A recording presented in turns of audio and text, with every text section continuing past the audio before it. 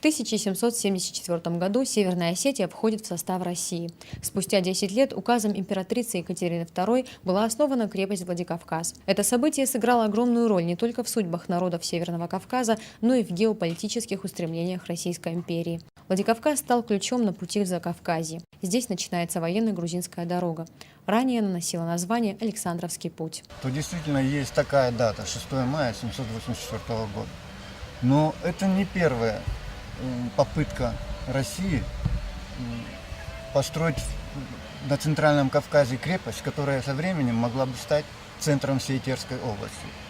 Впервые такую попытку предпринял в 1783 году князь Потемкин знаменитый.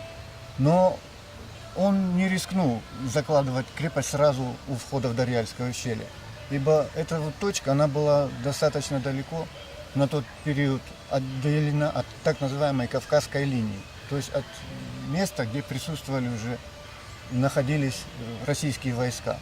И поэтому он поменял планы и заложил крепость в районе современного Ильхотова. Название Владикавказ образовалось от сокращения слов «владей Кавказом». Оно было дано крепости графом Потемкиным. «При входе гор предписал я основать крепость на назначенном по обозрению моему месте под именем Владикавказ», докладывал в своем рапорте о закладке крепости генерал-поручик Потемкин. 6 мая 1984 года считается датой основания крепости по простой причине. В этот день императрица Екатерина издала особый указ о возведении крепости российской на Кавказе.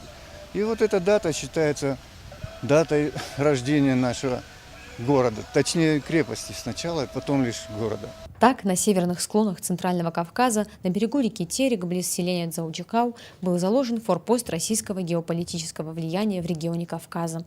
С того знаменательного дня в истории прошло ровно 230 лет. Залина Губурова, Евгений Маркин, Борис Сопоев, Осетия ТВ.